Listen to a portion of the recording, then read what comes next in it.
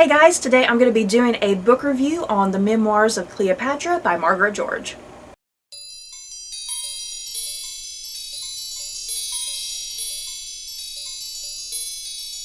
The Memoirs of Cleopatra by Margaret George is a historical fiction account of the life of one of Egypt's most famous queens. Cleopatra tells her story, beginning with the tenuous rule of her father, the betrayal of her sisters, and her own exile as she waits to take back the throne. Her savior is Julius Caesar, Rome's greatest general, and she finds herself falling in love with this powerful man. It's after Caesar's assassination that Cleopatra falls in love with Mark Antony, and together Antony and Cleopatra deal with the threat of Rome. This is a long book. Yeah guys, it is freaking huge. Look at that. My edition is almost 1,000 pages long, and you may be thinking to yourself, good God, I am not about to read a book that is almost 1,000 pages long, but I'm here to tell you this book was so good. You guys, I loved this book, every second of it. It was never boring.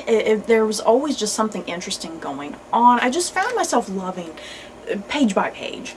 Now, not gonna lie, even though I am sitting here saying I love this book, it can be a bit of a slower read, unfortunately. It does get a little dense on occasion. It does have a few slower moments, but I think it's all worth it.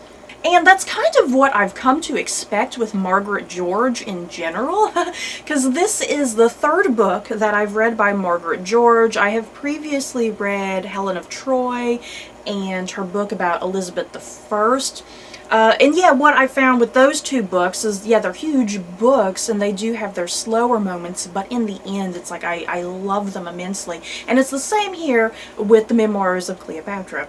And even though I am a huge lover of historical fiction, this is actually my first time reading a historical fiction book about Cleopatra, you guys, which is kind of weird, but I love that because I typically tend to read a lot of European historical fiction. I don't stray too far away from that a lot of times, so it was quite honestly very refreshing to read this book, something taking place in Egypt and Rome.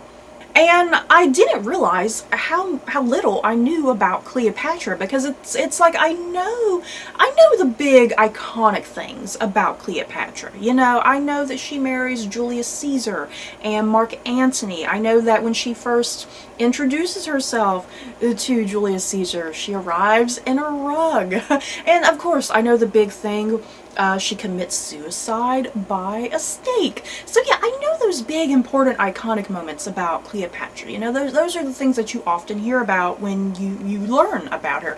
But yeah, I had no clue about, you know, her life, I suppose, as a child. You know, I didn't know about her relationship with her father, and I didn't know about the betrayal of her sisters. You know, I didn't know about all of that. So this book definitely opened my eyes to her life, her very incredible life. And not only did this novel open my eyes up to her as a historical figure, but it just opened me up to what was going on during this time in history, cultural aspects during this time, you know, life in Egypt, life in Rome.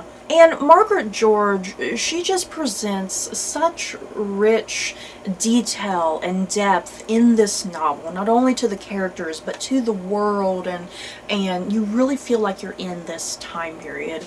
I mean, everything down to like landmarks and sea travel and food and clothing, you know, just all these little details. Margaret George, she has it all down.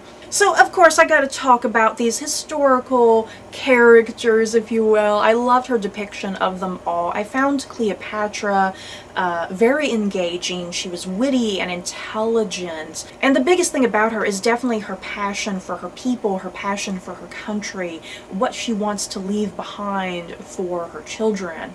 And you definitely sympathize with her, because there's things that happen. You know, things are not always happy, happy, happy. Things definitely take some dramatic, difficult twists. Things are not always that great for poor dear Cleopatra, so you definitely sympathize with her when those bad times happen. And of course, you can't forget about the men, you guys. Caesar and Mark Antony. I love Caesar and Antony in this book, you guys.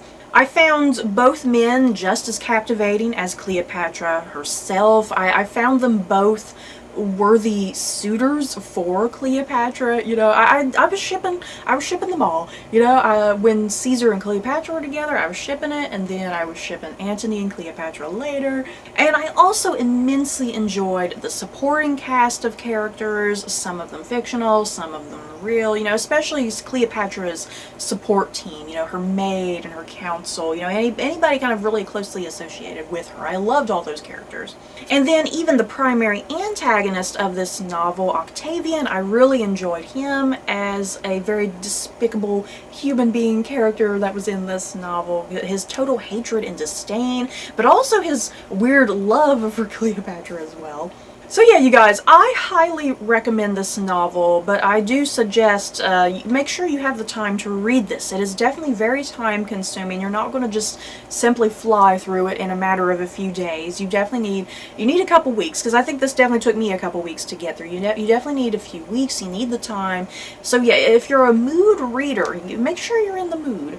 So I just simply recommend this. If you love Cleopatra, I think you're going to love this book. And then if you're unfamiliar with her life, I think this is a great gateway to really learn about her and understand her. So you guys, have you guys read The Memoirs of Cleopatra by Margaret George at all? And do you plan on reading it anytime in the future?